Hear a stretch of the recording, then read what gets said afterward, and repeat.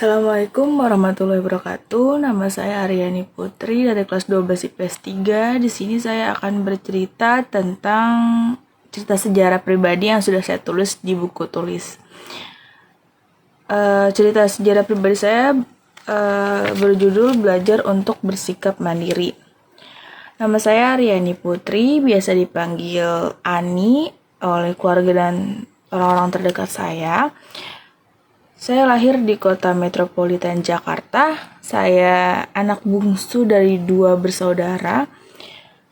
Saya sekarang berusia 18 tahun dan terlahir dari keluarga sederhana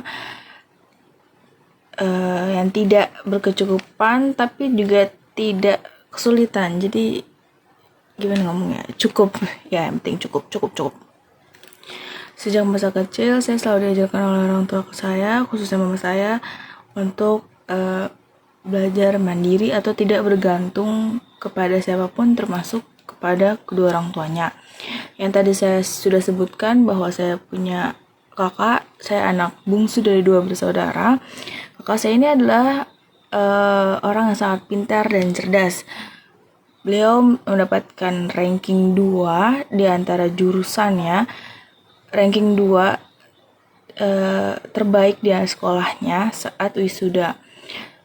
Beliau mendapatkan jalur masuk PTN dari sekolahnya, tetapi yang sangat menyesali undangan tersebut tidak diambil oleh kakak saya karena masalah sepele tentang kemandirian yang saya tadi ucap.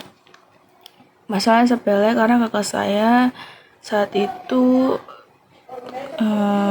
masih mengandalkan kedua orang tuanya untuk berpergian, seperti mengantar jemput, seperti itu. Bahkan sampai sekarang kakak saya berumur 30 tahun, dia menyesali karena tidak mengambil jalur undangan tersebut. Itulah alasan mama saya mengajarkan untuk bersikap mandiri kepada anak-anaknya. Sekarang usia saya 18 tahun, saya bersekolah di SMA Budi Warman, sedang menempuh pendidikan di jenjang SMA. Saya banyak belajar dari peristiwa kakak saya tersebut bahwa untuk bersikap mandiri dan tidak pernah bergantung kepada siapapun. Setiap saat ini contoh kecilnya dari kemandirian yang sudah saya terapkan di hidup saya, yaitu adalah bisa mengendarai kendaraan motor sendiri. Itu adalah bentuk kemandirian karena dulu waktu bapak saya masih hidup, kami anak-anaknya itu tidak boleh mengendarai motor karena beliau tuh khawatir takut terjadi apa-apa gitu kan. Kami selalu diantar oleh bapak kemanapun, ke sekolah, kerja, selalu diantar jemput.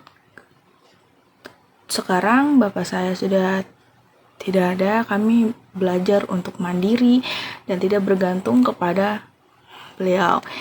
Saya terutama belajar untuk naik motor atau belajar untuk mengendarai motor sendiri, kemana-mana sendiri dan selalu mengandalkan diri saya.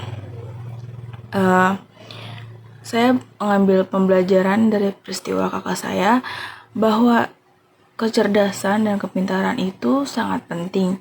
Tetapi ketika tidak diikuti oleh rasa kemandirian dan tanggung jawab kepada diri sendiri, itu akan sia-sia saja.